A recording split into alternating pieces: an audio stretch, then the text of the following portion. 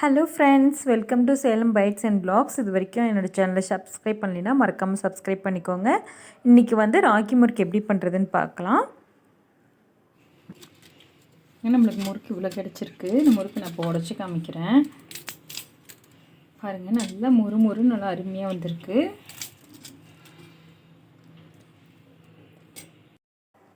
இப்போ ராகி முறுக்கு எப்படி பண்ணுறதுன்னு சொல்லிட்டு இப்போ பார்க்கலாங்க. இதுக்கு நான் வந்து ராகி மாவு எடுத்திருக்கேன். ராகி மாவு வந்து ஒரு 3 கப் எடுத்திருக்கேன்.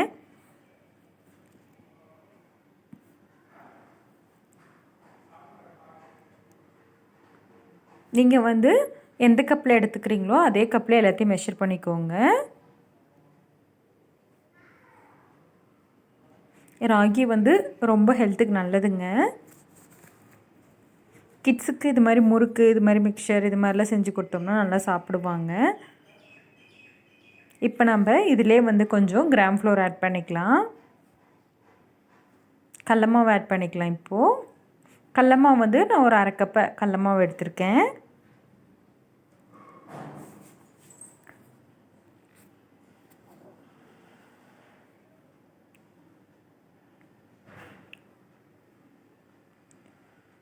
இதிலே நான் அரிசி மாவு வந்து 1/2 கப் ஆட் பண்ணியிருக்கேன்.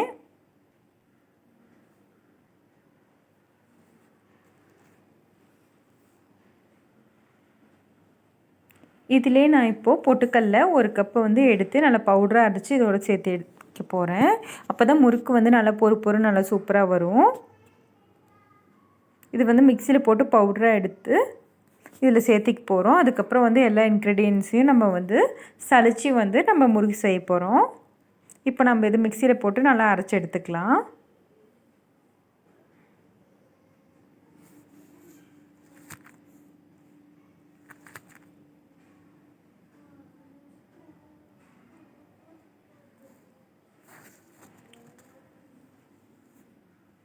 இப்போ எல்லா இன்க்ரீடியன்ஸும் எடுத்தாச்சு.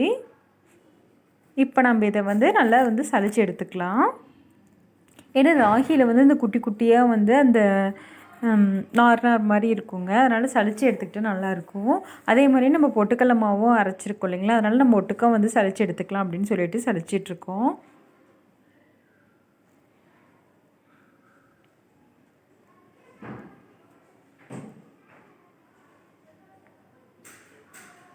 இப்போ வந்து மாவு சலிச்சாச்சு. இப்போ நம்ம வந்து தண்ணி விட்டு சப்பாத்தி மாவு பதத்துக்கு வந்து நம்ம மிக்ஸ் பண்ணிக்க போகிறோம்.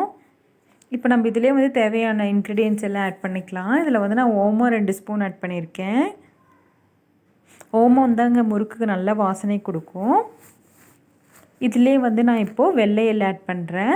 வெள்ளை எள் வந்து ஒரு 2 ஸ்பூன் பக்கமாக போடலாங்க. நல்லா வந்து க்ரன்ச்சியாக நல்லாயிருக்கும். இதிலே வந்து இப்போ காரத்துக்கு மிளகாத்தூள் ஆட் பண்ணிக்கலாம். நீங்கள் வந்து உங்கள் காரத்துக்கு தகுந்த மாதிரி ஆட் பண்ணுங்கள். முறுக்கு நல்லா கொஞ்சம் காரசாரமாக இருந்தால் தான் நல்லாயிருக்கும். நான் வந்து ஒரு 4 டீஸ்பூன் மிளகாய் பொடி ஆட் பண்ணியிருக்கேன். நீங்கள் வந்து உங்கள் காரத்துக்கு தகுந்த மாதிரி ஆட் பண்ணிக்கோங்க.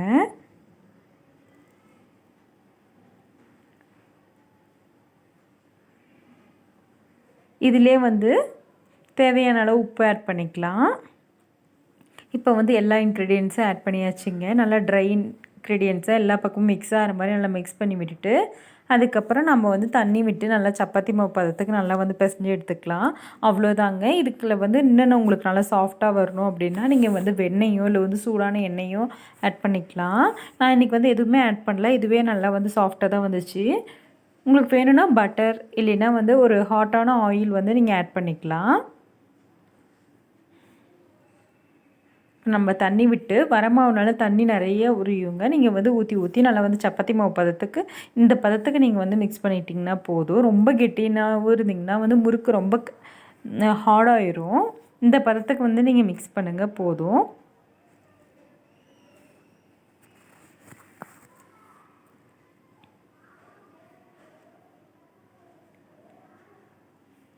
இப்போ வந்து மாவு பிசைஞ்சு வச்சாச்சுங்க. இப்போ நம்ம ஆயில் ஊற்றி நம்ம வந்து முறுக்கு புழிஞ்சு எடுத்துடலாம். இப்போ நான் வந்து எண்ணெய் ஊற்றி அடுப்பில் வச்சுருக்கேங்க. கல்லெண்ணெய் எடுத்திருக்கேன். அதனால் வந்து நல்லா எல்லோயிஷாக இருக்குது. இப்போ நான் வந்து முறுக்கு இந்த 3 ஹோல் இருக்கும் இல்லைங்களா, இதில் போட்டு நான் புளிய போகிறேன். நீங்கள் இது மாதிரி முறுக்கு புளியிற இது எடுத்துக்கிட்டிங்கன்னா ரொம்ப வந்து உங்களுக்கு வந்து புளியறதுக்கு வந்து ரொம்ப ஈஸியாக நல்லா சாஃப்டாக இருக்கும். அதனால் நான் வந்து இந்த டைப் எடுத்திருக்கேன். இப்போ நம்ம இதில் மாவு ஃபில் பண்ணிக்கலாம்.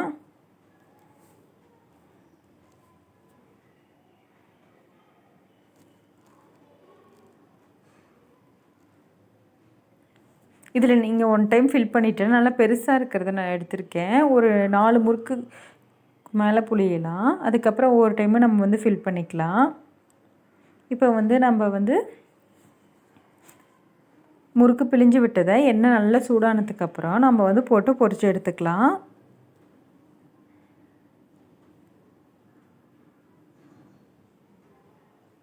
நம்ம வந்து அப்படியே எண்ணெயிலேயும் புழிஞ்சு விடலாங்க. இது எண்ணெயிலே புழிஞ்சு விட்டால் வந்து பிரிஞ்சு வந்துடும். அதனால் வந்து நான் கீழே ஒரு தட்டத்தில் எண்ணெயை அப்ளை பண்ணிவிட்டு இல்லைன்னா வந்து ஒரு அரிக்கரண்டியில் எண்ணெயை அப்ளை பண்ணிவிட்டு அதுக்கப்புறம் புழிஞ்சு விட்டு எண்ணெயில் ஆட் பண்ணிக்கலாம். இதே மாதிரியே மற்ற முறுக்குகளையும் நம்ம வந்து புழிஞ்சு எடுத்துக்கலாம். அவ்வளோதாங்க, நம்ம ராகி முறுக்கு சூப்பராக ரெடி ஆகிடுச்சு. நீங்களும் ட்ரை பண்ணி பாருங்கள். ரொம்ப சத்தானதும் கூட. ராகி இது மாதிரி செஞ்சு கொடுத்தா பசங்க ரொம்ப விரும்பி சாப்பிடுவாங்க. நல்லா மொறு மொறுன்னு சூப்பராக இருக்கும். நான் எடுத்த குவான்டிட்டிக்கு எனக்கு வந்து ஒரு டப்பா நிறைய கிடச்சிருக்கு. இது வந்து ஒரு வாரத்துக்கு வந்து ஸ்நாக்காக நம்ம யூஸ் பண்ணலாம். ஹெல்த்தியாக நம்ம வீட்டிலே சூப்பராக வந்து குயிக்காக பண்ணியாச்சு ராகி முறுக்கு. நீங்களும் இதே மாதிரியே ட்ரை பண்ணி பாருங்கள். இந்த ரெசிபி உங்களுக்கு பிடிச்சிருந்தா என்னோடய சேனலை ஷேர் பண்ணுங்கள், லைக் பண்ணுங்கள், சப்ஸ்கிரைப் பண்ணுங்கள். தேங்க்ஸ் ஃபார் வாட்சிங்.